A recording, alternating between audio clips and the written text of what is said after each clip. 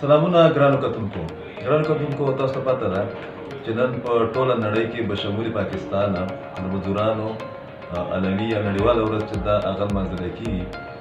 دغه ورځ د شګاګو د هغه شهیدانو یا د هغه مزدورانو په یاد کې موږ لمانځو په ټوله دنیا کې، چا چې د خپلو حقونو دپاره د خپل ورکینګ اورز د کمولو دپاره جدوجهد کړی و. په سلونو خلک چې دي هغوی قرباني ورکړې وه.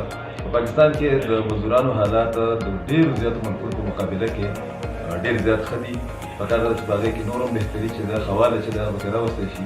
کله چې موږ د خیبر پښتونخوا خبره کوو، دلته کې حکومت کوشش کوي چې مزدورانو حقوق چې دي په هغې کې اضافه وکړي. تاسو پته ده چې په تنخواګانو کې بوجوه چې دی د 2 کالو نه هغسې اضافه نه ده شوې د کوم چې ضرورت و. د هغې بنیادي وجه د پاکستان خراب معاشي حالاتو، بیا کووډ-19 چې دی کرونا چې راغله، د هغې هم هغه پوره اثرات چې دي هغه په مزدورانو باندې یا چې کوم نوکرپېشه خلک په هغې باندې هم راپرېوته ده. مجموعي ډول که موږ د خیبر پښتونخوا حالات وګورو، نو سابقه حکومتونو دلته کې د مزدورانو د حقوقو یا د هغې دپاره چې کوم ټرم کنډیشن دي، ورکینګ اورز دي یا ورکینګ ټرم کنډیشن دي، په هغې ډېره توجه نه ده ورکړې. موږ وکتل چې د ګډون آبادۍ انډسټریل سټیټ چې دی هغه په وجود د سابقه حکومت یا حکومتونو د هغې د کوتاهۍ د وجې نه یا د غیر ګودارۍ د وجې نه هغه په قبرستان کې بدل شوي دي. دغه رنګې موږ حیات آباد انډسټریل سټیټ وکتل چې په تېرو حکومتونو کې چې دلته کې کوم ډول نامان صورتحال و د هغې د وجې نه هغه هم ډېرې زیات افیکټ شوی دی. ډېرې زیاتې کارخانې چې دي هغه بند شوي دي. موجوده حکومت په یو طرف ته په خیبر پښتونخوا کې د کارخانو یا د انډسټري د بحالۍ دپاره یا د هغو د ترقۍ دپاره مختلفو مواقع چې دي هغه پیدا کوي. نو بل طرف ته موږ دا هم وکتل چې د ورکر ویلفیر بورډ چې کومې مسلې وې یا هغې ته چې کوم مراعات د هغې لاندې په صوبه کې میلاوېدله، په هغې کې د موجوده حکومت په تېرو څلورو 5 میاشتو کې ډېر ښه کارونه کړي دي، ښه ګامونه یې اوچت کړي دي. دغه سلسله چې ده پکار ده چې دا جاري وي. دغه رنګې یو بل غټ ډیولپمنټ چې دی د یو مې چې کله موږ خبره کوو یا د صوبې د معیشت خبره کوو، د صوبې د انډسټري خبره کوو، نو هغه دا دی چې په د سی پیک چې کوم منصوبې دي په هغې کې 13 میاشت د رشقۍ اکنامک زون چې دی د هغې باقاعده افتتاح شوې ده. په دغه لړ کې د چاینا چې کوم سفیر دی په اسلام آباد کې هغه د محمود خان چې زموږ وزیراعلی دی هغه ته بریفینګ ورکړی دی. هغه پېښور ته خصوصي طور د هغې سره ملاقات له راغلی و.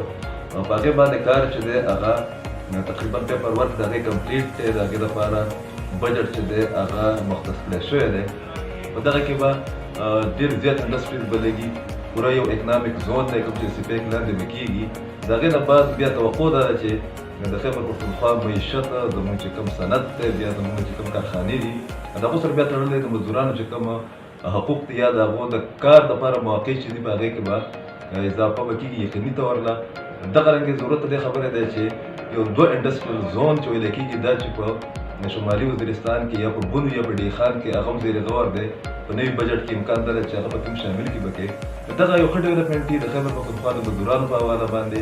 دلته کې د بېروزګارۍ د کمیدي د کمولو دپاره بیا موږ دا هم وکتل چې موجوده حکومت یو میاشت یو نیمه میاشت مخکې چې کوم زموږ قبایلي سیمه ده او بیا د خیبر پښتونخوا چې کوم عام یا موږ چې ورته سنټرل خیبر پښتونخوا وایي، خصوصا د قبایلي سیمې د ځوانانو دپاره د روزګار د مواقع زیاتولو دپاره خصوصي لون چې دی یا قرضې چې کوم دي د هغې د پیکیج اعلان هم کړی دی. د هغې نه هم په زرګونو باندې ځوانان چې دي هغه مستفید کېږي پکې.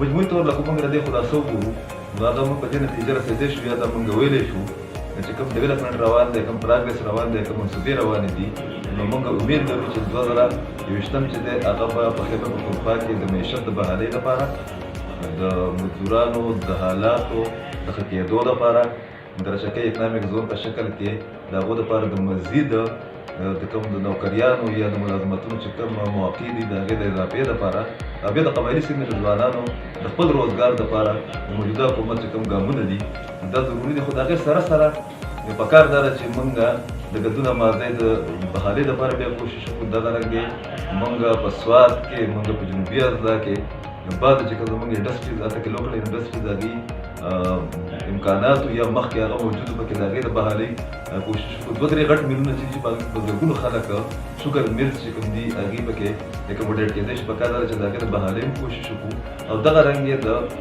ایکسپارټه چې کومې متاثره علاقې دي او هلته کې د ماربل په شکل کې د نور د کویلې په شکل کې د نور چې کوم قدرتي وسایل خدای موږ راکړي دي د هغې لپاره که موږ انډسټریز ولګوو هغې ته مراعات ورکړو نو امید دی چې راتلونکي 2-3 کاله بعد د خیبر پښتونخوا نه صرف دا چې معیشت د دې اقتصاد به ښه شي د پوره چې کوم انفراسټرکچر دی د اکانمي په حواله باندې پکې بهتري راشي بلکې دغه کوم شاته پاتې علاقې چې دي د هغو ته ترقۍ لاره چې دغه هم هواره شي. ډېره مننه.